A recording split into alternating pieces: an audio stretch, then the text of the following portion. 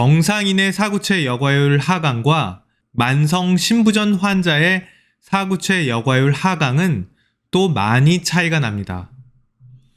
정상인도 나이를 먹어감에 따라서 신장이 자연스럽게 나빠지게 됩니다.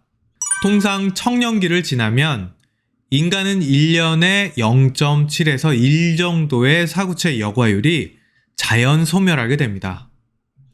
그래서 사람의 나이가 70에 이르면 사구체 여과율은 청년기에 비해서 40 정도가 하강하는 것이 일반적인 현상입니다. 그런데 만성 신부전이 있는 환자들의 경우에는 사구체 여과율이 하강하는 정도는 이보다 훨씬 더 빠르고 크게 됩니다. 사람마다 모두 다르지만 통상적으로 볼 때 몇 배 이상 빠르게 신장 기능이 하강하게 됩니다.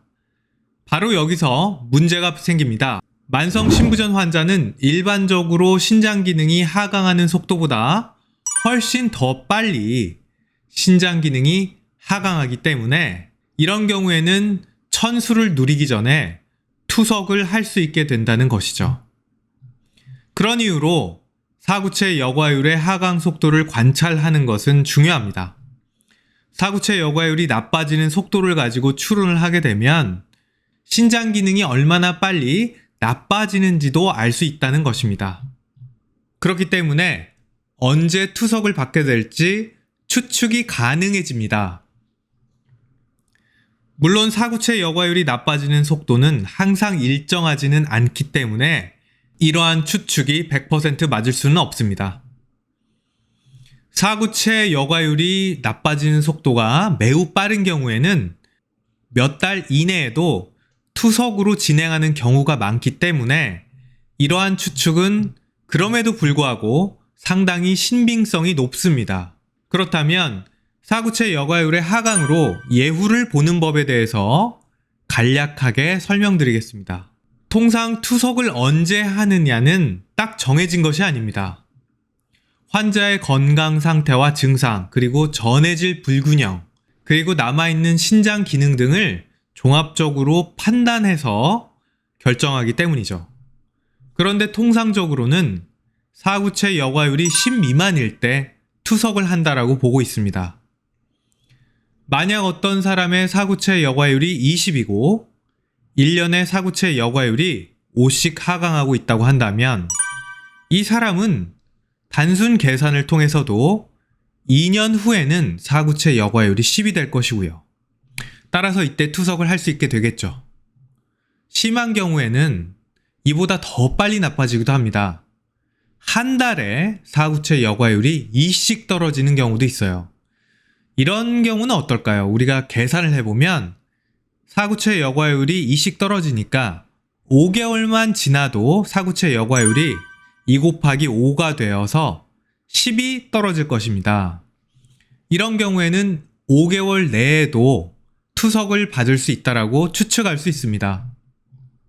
또한 사구체 여과율은 환자분들이 치료를 받았을 때 얼마나 잘 좋아질지에 대해서도 추정을 할 수 있는 지표가 될 수 있는데요. 사구체 여과율이 낮으면 낮을수록 투석에 갈 가능성이 매우 올라가게 됩니다. 또한 단백뇨, 알부민뇨가 높으면 높을수록 신장이 빠르게 나빠질 가능성이 높습니다. 그렇기 때문에 사구체 여과율은 매우 중요한 의미가 있는 것입니다. 제가 만성 신부전 환자들을 진료할 때도 마찬가지입니다. 통상적으로 초진시에 사구체 여과율이 높은 분들인 경우에는 치료하기가 일반적으로 수월한 편이고요. 사구체 여과율이 낮으면 낮을수록 치료하기가 좀 어려워집니다. 사실 병이라는 게 다 그렇죠. 초기에는 치료하기가 쉽고 말기에는 치료하기가 정말 어렵게 됩니다. 그런데 많은 경우에 사구체 여과율이 30 이하와 같이 신장 기능이 상당히 나빠져서 투석이 그리 멀지 않은 시점에서 자신의 신장 문제가 심각한 것을 아시는 경우가 많습니다.